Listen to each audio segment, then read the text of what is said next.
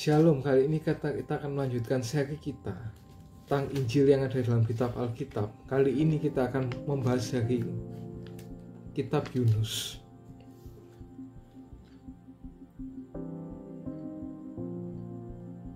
Di permukaan kisah Yunus mengarah kepada penafsiran moralistik, yaitu Allah yang mengutus Yunus ke kota Niniwe yang terkenal jahat. Seperti dikatakan di Yunus 1 ayat 1-2. Datanglah firman Tuhan kepada Yunus bin Amittai, demikian, bangunlah, pergilah ke kota Niniwe, kota yang besar itu, berserulah terhadap mereka, karena kejahatannya sangat besar kepadaku. Tapi malah Yunus melarikan diri, seperti dikatakan di Yunus 1 ayat yang ketiga. Tapi Yunus bersiap untuk melarikan diri ke Tarsis, jauh dari hadapan Tuhan. Ia pergi ke Yafo dan rapat di sana sebagai kapal yang akan berangkat ke Tarsis. Ia membayar biaya perjalanannya, lalu ia naik kapal untuk berlayar bersama-sama dengan mereka ke Tarsis, jauh dari hadapan Tuhan. Maka Allah mengirimkan badai dan seekor ikan besar untuk menyelamatkan Yunus dari ketidaktaatan. Itu ada di Yunus pasal 2 ayat 1-10. Kemudian Tuhan menyuruh Yunus untuk kedua kalinya, seperti yang katakan di Yunus 3 ayat 1-2. Datanglah firman Tuhan kepada Yunus untuk kedua kalinya, demikian, bangunlah, pergilah ke Niniwe, kota yang besar itu, sampaikanlah kepadanya seruan yang kufirmankannya kepadamu. Dan akhirnya Yunus menyerah dan juga taat, seperti yang katakan di ayat yang ketiga. Bersiaplah Yunus lalu pergi ke Niniwe sesuai dengan firman Allah. Niniwe adalah sebuah kota yang mengagumkan, besarnya 3 hari perjalanan luasnya.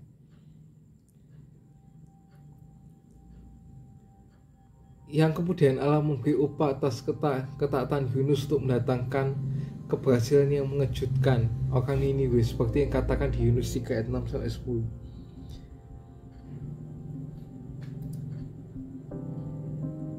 Niniwe adalah sebuah kota yang mengagumkan, besarnya 3 hari perjalanan luasnya. Mulailah Yunus masuk dalam kota itu, sehari perjalanan jauhnya, lalu berseru 40 hari lagi, maka orang Niniwe akan ditukang balikan. Orang Niniwe percaya kepada Allah, lalu mereka mengumumkan puasa pada mereka. Pada orang dewasa, anak-anak mengenakan kain kabung, sampai kabar itu kepada raja kota Niniwe. Turunlah ia dari singgasananya, ditinggalkanlah jubahnya dan kabung, lalu duduklah di atas sabuk. Lalu atas perintah raja dan pembesarnya, orang memaklumkan, mengatakan di Niniwe, dan demikian manusia dan ternak, lembu, sapi, kambing, dan domba tidak boleh makan apa-apa, tidak boleh makan rumput, tidak boleh minum air. Haruslah semuanya, manusia dan ternak, berselubung kain kabung dan berseru dengan keras kepada Allah. Serta haruslah masing-masing berbalik dari tingkah lakunya yang jahat, dari kekerasan yang dilakukan. Siapa tahu mungkin Allah akan berbalik dan menyesal serta berpaling dari murkanya yang menyala-nyala itu, sehingga kita tidak binasa. Ketika bagaimana kita berbalik dari tingkah lakunya yang jahat, maka menyesallah Allah karena malapetaka yang telah dirancangkannya kepadanya terhadap mereka, dan ia pun tidak jadi melakukannya.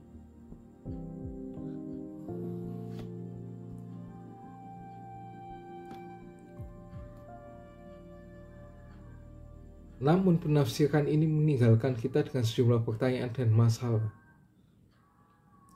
Kenapa sih pasal 4 itu disertakan? Kenapa sih pahlawan kita itu Yunus tidak menjadi teladan ketaatan yang lebih baik pada akhirnya? Kenapa sih dia masih marah setelah keberhasilannya di Niniwe? Begitu kita mulai menyingkap lapisan cerita, kita menemukan bahwa sebenarnya yang terpenting bukanlah apa yang dilakukan Yunus bagi Tuhan, tapi apa yang Tuhan lakukan bagi Yunus.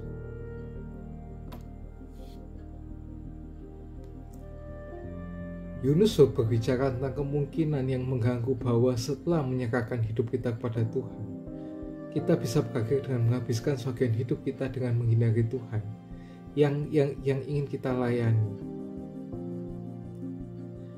kita mungkin telah menemukan kontradiksi aneh yang telah terletak di jantung semua pengalaman Kristen. Ketika kita mengasihi Kristus, kita mendapati kita berpaling darinya. Ketika kita mempercayai Kristus, kita seringkali berjuang melawan rasa takut dan cemas. Ketika kita melayani Kristus, kita terkadang bergumul dengan kecewaan tentang peristiwa-peristiwa tertentu dalam hidup kita.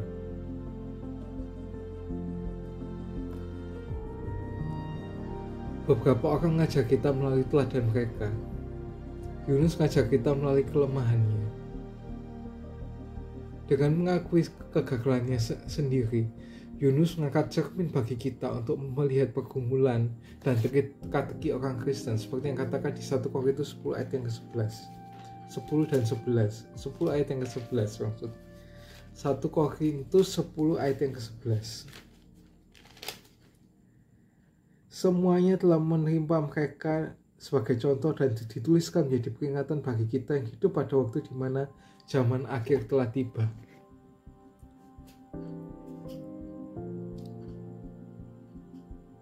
Dia ingin kita menemukan kasih karunia Allah yang begitu kita melihatnya lebih kuat daripada semua ketakutan, kecemasan, dan kekecewaan kita.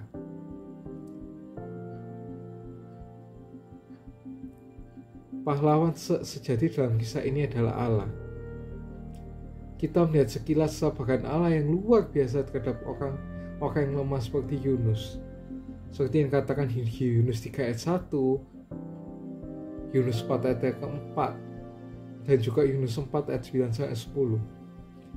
Pengejarannya yang tak kenal lelah terhadap orang-orang yang terhilang seperti Niniwe, seperti yang dikatakan di Yunus 1 ayat yang kedua dan Yunus 4 ayat yang ke-11, dan juga kemenangan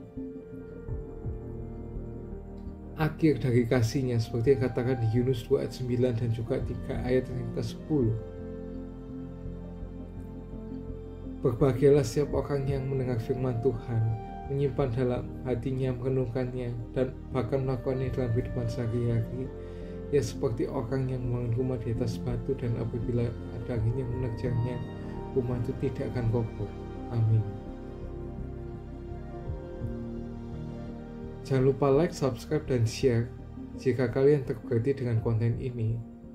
See you and God bless you.